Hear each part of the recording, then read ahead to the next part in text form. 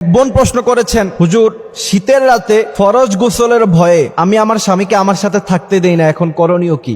আমার কি গুনাহ হবে? জটিল প্রশ্ন। এমন প্রশ্ন কি আপনাদের স্ত্রীরাও করে নাকি? কঠিন এক প্রশ্ন করছে এক বোন আমাদেরকে। প্রশ্নটা করেছে, সেটা আমি কোট করে রেখেছি। সে প্রশ্ন করছে যে হুজুর, ফজরের নামাজ যেহেতু আমাকে পড়তে হয়, আর স্বামী স্ত্রী একসাথে থাকলে তো অবশ্যই ফরজ গোসল করতে হয়, সেক্ষেত্রে শীতের রাতে তো ফরজ গোসল করতে কষ্ট। এখন এই ফরজ গোসলের ভয়ে যদি ফরজ নামাজ না পড়তে পারি, অর্থাৎ ফজর না পড়তে পারি, সেক্ষেত্রে আমি আমার স্বামীকে আমার সাথে থাকতে দেই না। সে আমার সাথে থাকতে চায়, বাট আমি তাকে বলি যে তুমি দিনে আমার সাথে থাইকো, রাতে থাইকো না। এখন আমার করণীয় কি? আমার কি গুনাহ হবে? সে প্রশ্নটি করেছে। অত্যন্ত জটিল একটি প্রশ্ন। তবে মাসালা আমাদেরকে জানতে হবে, ইসলাম আগে আপনাদেরকে জানতে হবে। ফজরের নামাজ পড়া যতটা গুরুত্বপূর্ণ, স্বামী যদি তাকে কাছে ডাকে, কোন স্ত্রীকে যদি কাছে ডাকে, সেটা কতটা গুরুত্বপূর্ণ রাসূল করিম সাল্লাল্লাহু আলাইহি ওয়াসাল্লামের দুটি হাদিস শুনলে আপনারা বুঝতে পারবেন। প্রিয় ভাইয়েরা আমার, ইসলাম এমন এক জিনিস, ইসলামকে আগে আপনাকে জানতে হবে। এজন্য রাসূল করিম সাল্লাল্লাহু আলাইহি ওয়াসাল্লাম বলছেন, তালাবুল ইলমি ফারিয়দা। প্রত্যেক মুসলিম নর এবং নারী উভয়জনকেই ইসলাম জানতে হবে। কতটুকু ইসলাম জানতে হবে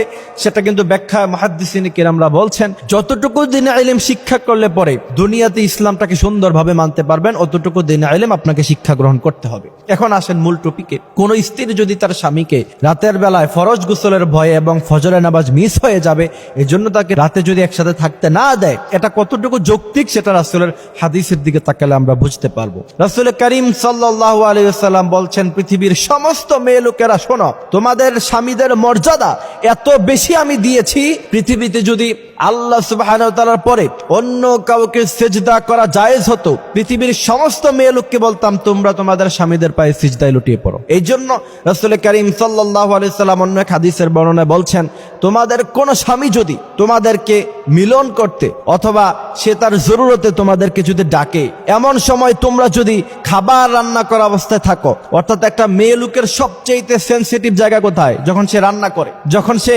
রান্নাঘরে থাকে, সেখান থেকে সে অনেক দূরে যেতে পারে না, কারণ খাবার নষ্ট হয়ে যেতে পারে, খাবার পোড়া হয়ে যেতে পারে, তখন পুরো খাবারটাই নষ্ট হয়ে যাবে। রাসূল করিম সাল্লাল্লাহু আলাইহি সাল্লাম বলছেন, ওই কঠিন মুহূর্তের সময়ও যদি তোমাদের স্বামীরা যদি তোমাদেরকে নিজেদের জরুরত পুরা করার জন্য যদি ডাকে, তোমরা তাদের ডাকে সাড়া দাও, খাবার রান্না করা বন্ধ করে দাও। সুবহানাল্লাহি ওয়া বিহামদিহি সুবহানাল্লাহিল আযীম। সেই হাদিস থেকে বোঝা যায় যে রাতের বেলা ফরজ গোসলের ভয়ে, ফরজ নামাজের ভয়ে আপনি যদি আপনার স্বামীকে আপনার সাথে থাকতে না দেন, এটা সম্পূর্ণ অনৈতিক, সম্পূর্ণ আনইসলামিক, সম্পূর্ণভাবে এটা নাজায়েজ।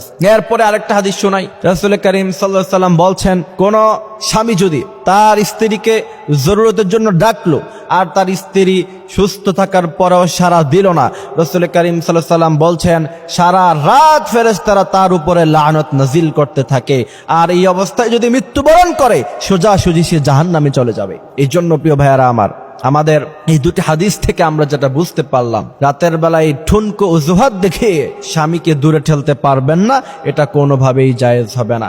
এবং এটা যতটুকু গুরুত্বপূর্ণ স্বামীর হক আদায় করা, ফজরের নামাজ আদায় করা, এটা এর চাইতে বেশি গুরুত্বপূর্ণ। সুতরাং কোনোটাকেই ছাড়া যাবে না, একটা অজুহাতে আরেকটা বন্ধ করা যাবে না। এই বিষয়গুলো আমরা জানবো, বুঝবো ইনশাআল্লাহ। আল্লাহ সুবহানাহু ওয়া তাআলা আমাদেরকে বোঝার তৌফিক দান করুক, আমিন।